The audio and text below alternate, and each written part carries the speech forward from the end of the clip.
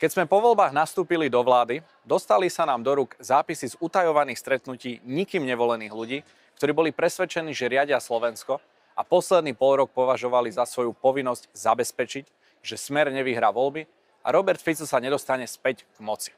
Ich posledné stretnutie sa končilo plánmi, ako postupovať, ak by voľby náhodou nedopadli dobre. Napriek tomu, že sme celú ich sieť rozplietli, nešli sme s tým ako politici na bubon, ale odovzdali sme to príslušným orgánom pre podozrenie zo spáchania trestného činu sabotáže. A ako politici sme sa sústredili na prípravu legislatívy o neziskových organizáciách, ktorá je dnes mimochodom v parlamente a čaká na schválenie v druhom čítaní. Od prvého dňa v exekutíve sme vedeli, že náš politický oponent nesedí v parlamentnej lavici, ale hlavné útoky budú prichádzať koordinovane z občianskeho sektora. Preto nás včera zverejnená informácia, že na hrote protivládnych aktivít stojí organizovaná skupina mimovládok, nijak neprekvapila. Som ale šokovaný, s akou ľahkosťou a otvorenosťou sa priznali k ich nedemokratickým cieľom.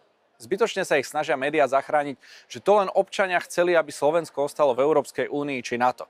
Organizátori sami zverejnili, že žiadajú demisiu vlády a politici sami priznali, že sú len predĺženou rukou opozície. Mám pocit, že nikto z nich si neuvedomil, že je zásadný rozdiel medzi nespokojnými občanmi či opozíciou protestujúcou na námestiach a skupinou mimovládok, ktoré majú dopredu nalinkované, a teraz budem citovať, ekonomické bojkoty či masové blokády ciest a vládnych budov s cieľom paralyzovať rozhodovanie vlády. Ak vláda nezareaguje, plánujú občiansku neposlušnosť. Ak zareaguje, zásahy natočiť a rýchlo sa ísť vyplakať do médií či medzinárodných organizácií a s ich podporou prinútiť vládu, aby sa podvolila. Prevrat dokonaný. Toto nemá ale že nič spoločné s prirodzenou občianskou aktivitou.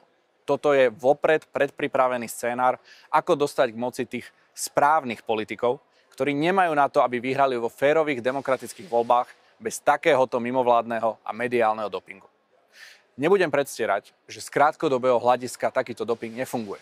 Ale po voľbách voliči vždy skôr či neskôr s hrôzou zistia, že netušili, koho vlastne volili a že ich spasitelia v skutočnosti netušia prvú vec o riadení štátu. Naši oponenti spolu s novinármi zbožňujú pohrdavo predstierať, že kým nás údajne volia hlupáci a spodina, ich volia uvedomelí, zodpovední, zorientovaní a neviem akí ešte občania.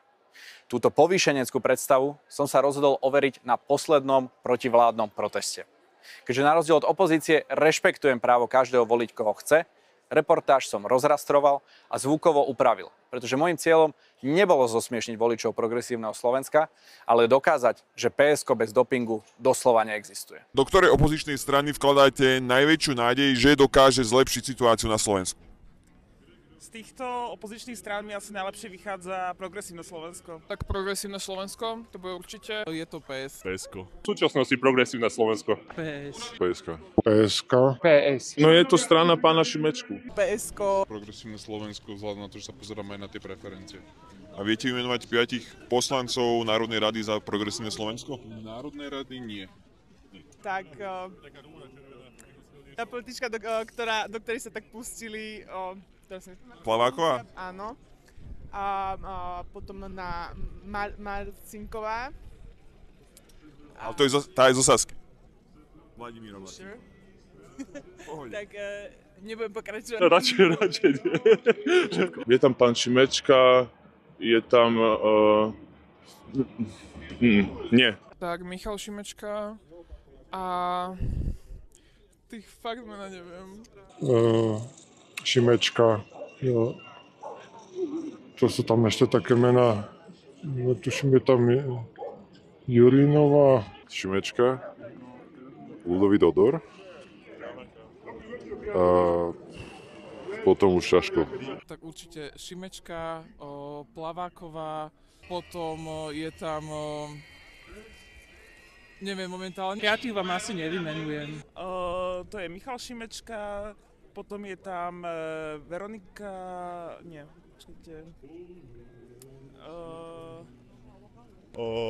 Šimečka, rozmýšľam... Truban? Jak sa volala tá... Nie Ciganíková.